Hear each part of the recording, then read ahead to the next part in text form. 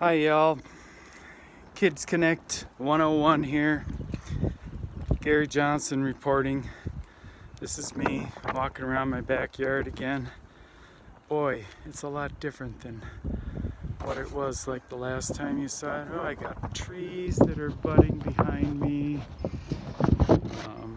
My hair is like, yeah, I bet you're wondering, thinking, oh, it doesn't look like he's combed his hair. Actually, I have combed my hair and even washed it today, but I do kind of need a haircut. So, but anyway, just wondering how y'all doing, and hope you're all having fun on your trampolines and bouncing basketballs and doing art projects and especially helping around the house, helping anybody that needs stuff. Okay, so we did this before. I'm going to try it again. I kind of like to walk around a little bit. I know some people say it's a little distracting. Well, I'm a little distracting. Okay, so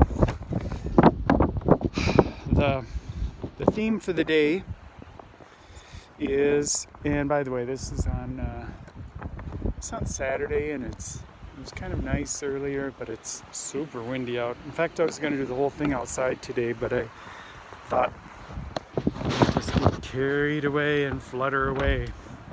So the theme today is called Living in Abundance. So abundance is like what? What is abundance? Okay, you're all right, since you all thought of it. It's having enough, maybe even having more than what you need. That's the way I would look at it. Okay, so like right now, some of us, me, but not everybody, maybe not everybody in your family, has an abundance of time. And what I mean by that is time to spend together with like a lot of the same people. Your days might be longer or shorter depending on what's going on with your families, but the time has probably changed. By the way, that's my fire pit and my patio back here. Oh, there's the fire pit. Okay, and you know, I'm hoping that you're using this time to learn more new things as well in school, but maybe learning more things about the people you live with and the people that are special to you, because you're spending probably what you probably think is a really lot of time with them. And so you have to remember that some of this is going to be fun, and some maybe is not going to be 100% fun because you're spending so much time with one another.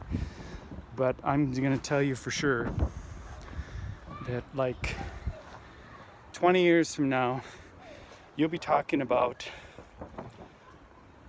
the COVID year. Remember when you won't even have to say what year it is.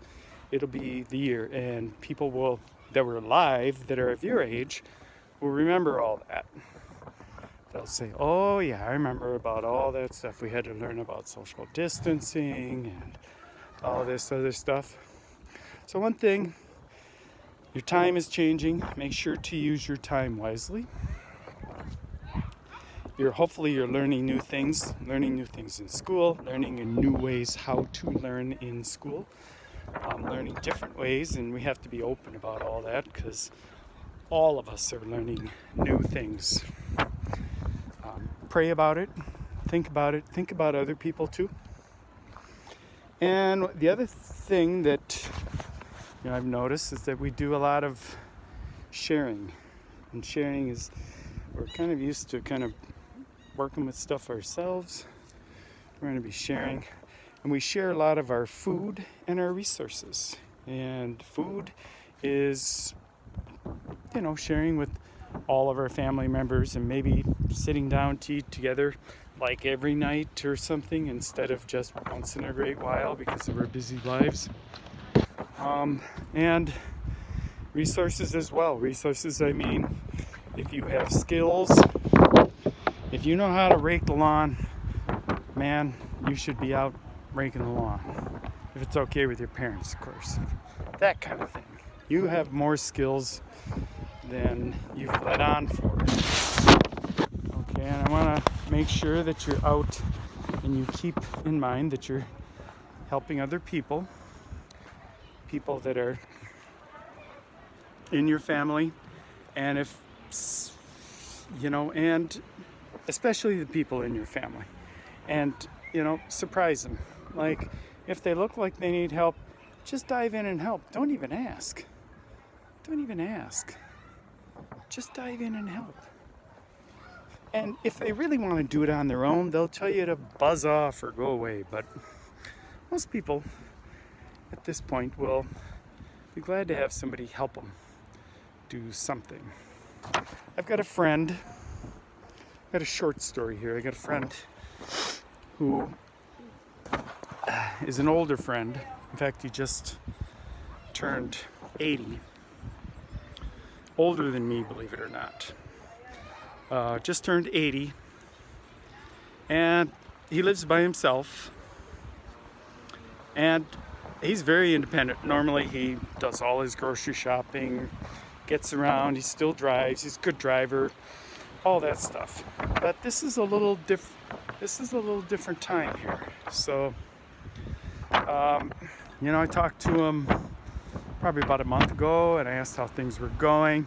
He also texts me every morning, just a simple text that says, "Hi, Gary" on it. That way I know he's okay, he's alive, he hasn't hurt himself, he's still doing well. And if he doesn't text me, he knows that I'm driving straight to his house. After calling, I'm driving straight to his house and gonna get in his house and find out what's going on. So, but anyway, his name is Bernie, and Bernie has been my friend for, I don't know, about 30 years, maybe more than that now. But he doesn't have any other family that live anywhere nearby.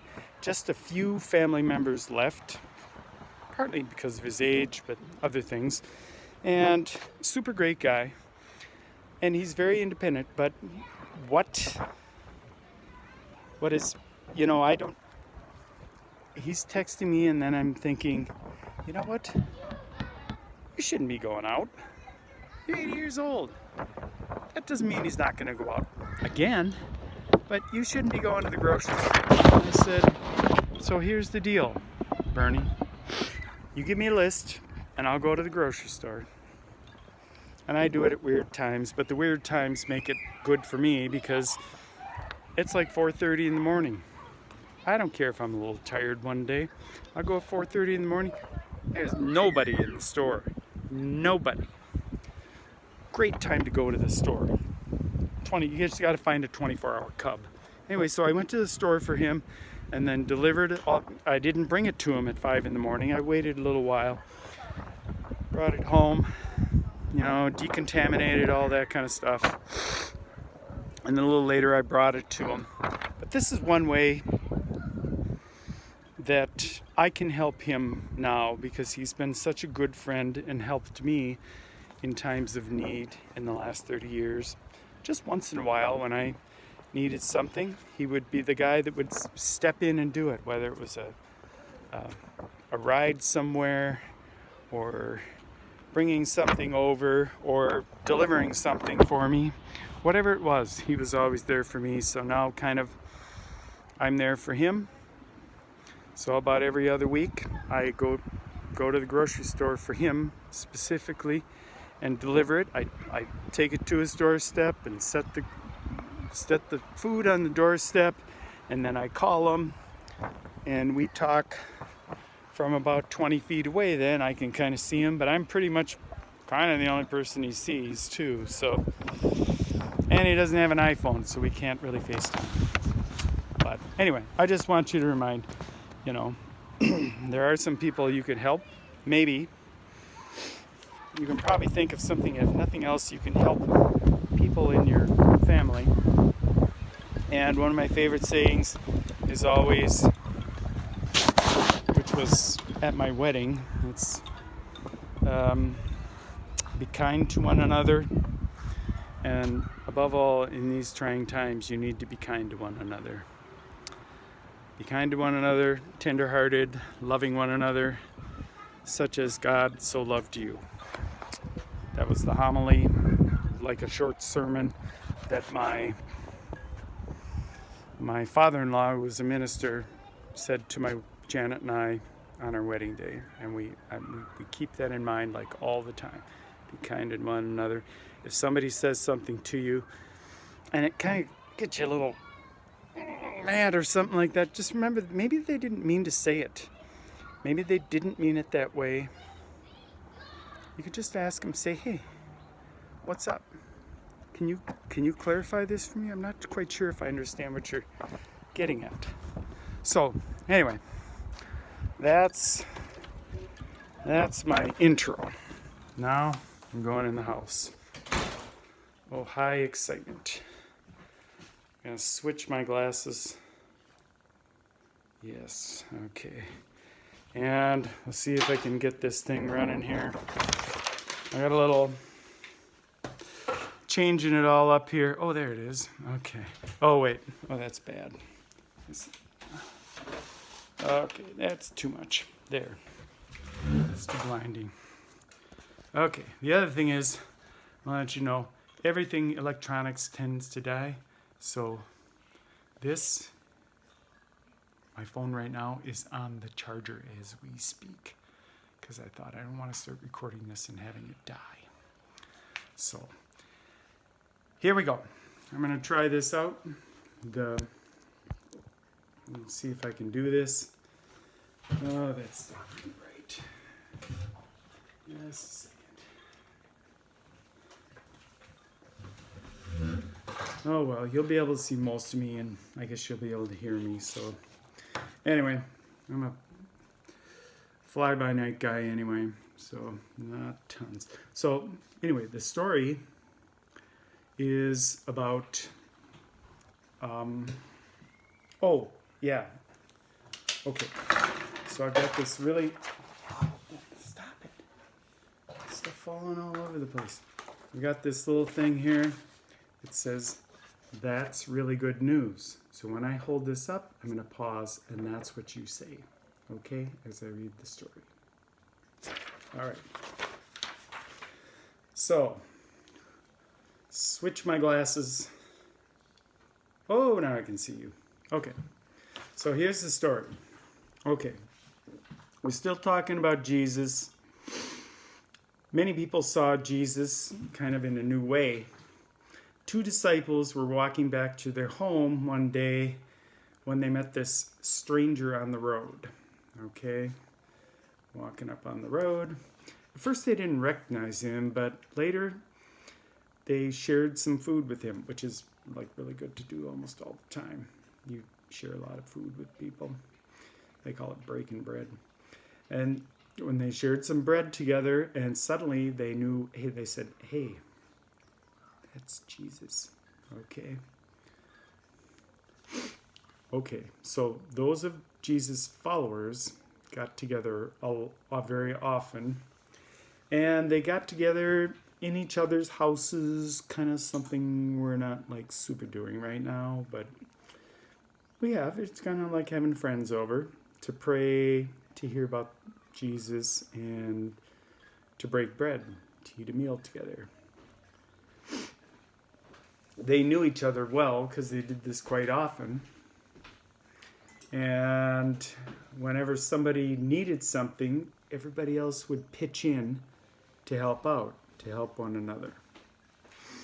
Okay, so here's a little excerpt or a little caption of what happened between two people.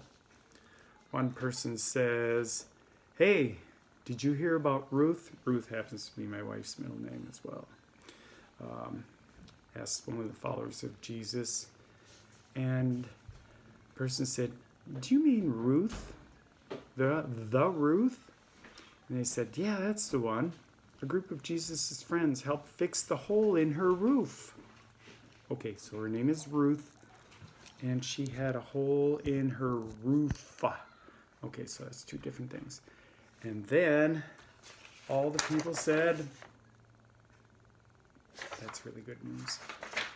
And then they would often sell things. Jesus' followers would sell things that they owned, and they'd share their money with other people. Or they'd share their money that they earned from working for other people. Anybody who needed money could take from this, what they called, like this, take from a collection. Okay?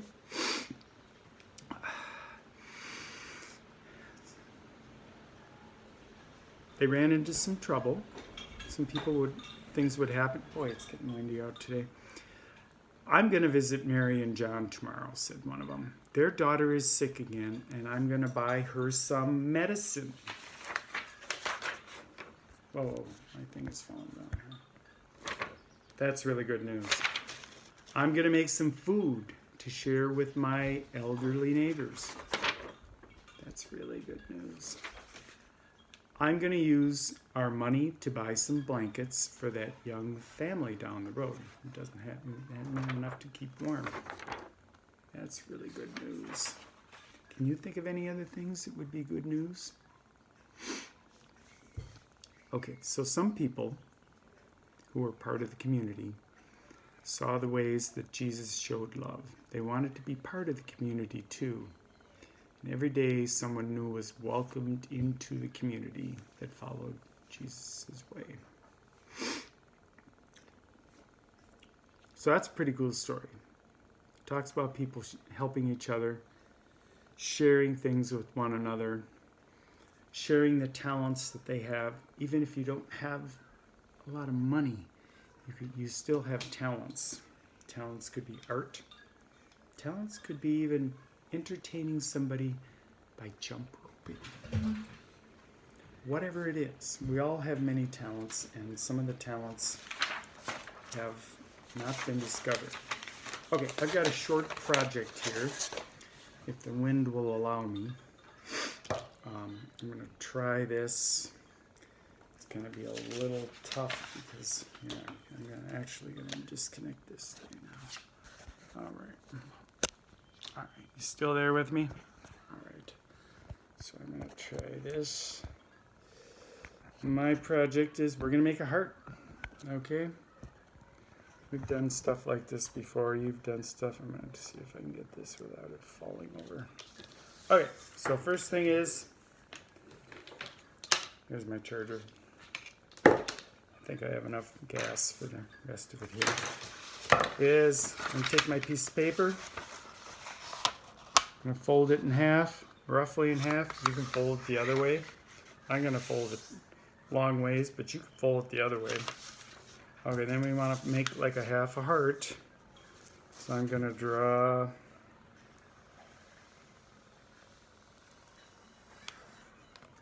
and so I made something like that on it. Okay, we've all made hearts. Valentine's Day. In fact, I'm going to even make mine bigger. And my pencil, I'm going to just take the whole... In fact, you don't even have to do the pencil part. You can just freehand it.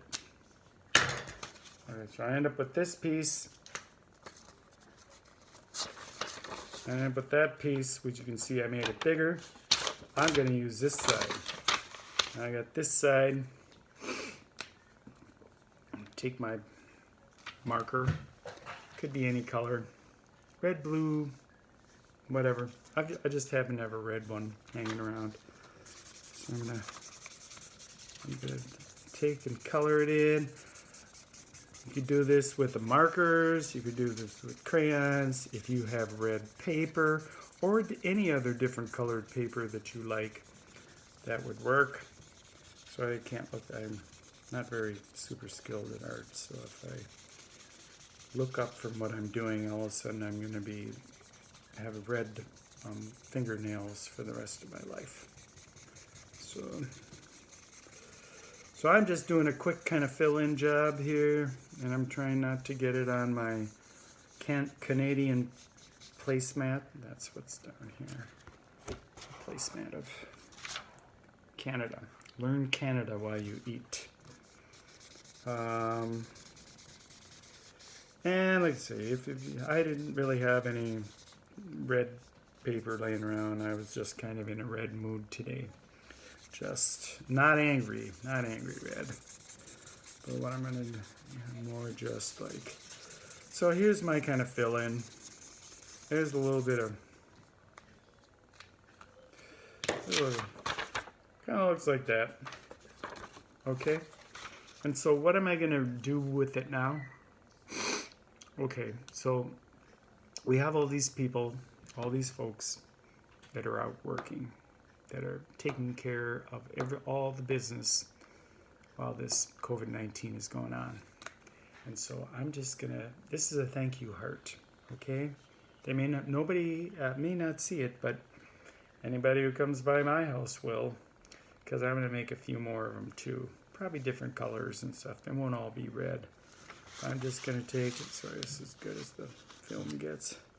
I'm just gonna write.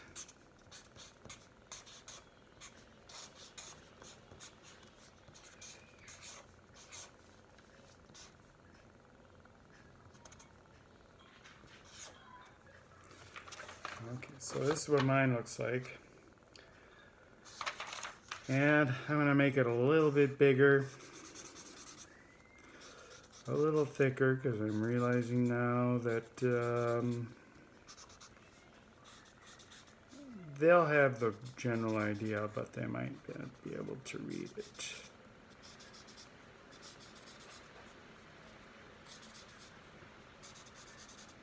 If you can't see it that well, I can't see it, or no one else.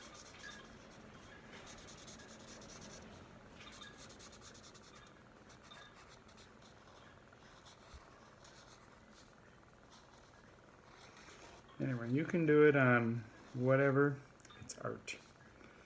And I just do my traditional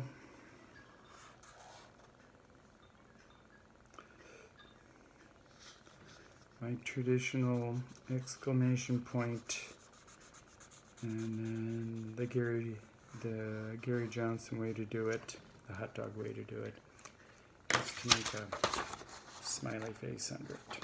So then I'm going to take this, get a little bit of tape. I'm serious here.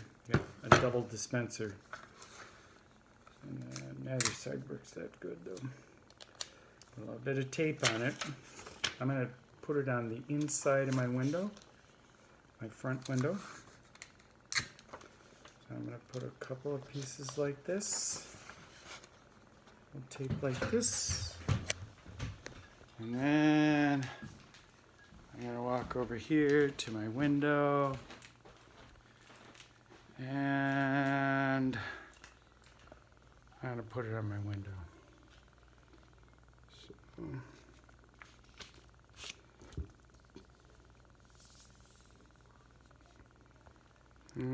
See where it is. There it is. And I don't want to put it too high because I have a dog, Leo, and he'll come and put his legs up here and he looks out the window. So I don't want to obstruct his view from the possible viewing of rodents like squirrels and other small animals like cats, all that kind of stuff. So anyway, this is kind of it for Kids Connect. Make sure, live life large, be kind to one another, and think about lending somebody a hand who might need a hand and surprise them by doing it at an unexpected time. I miss you all. Take care.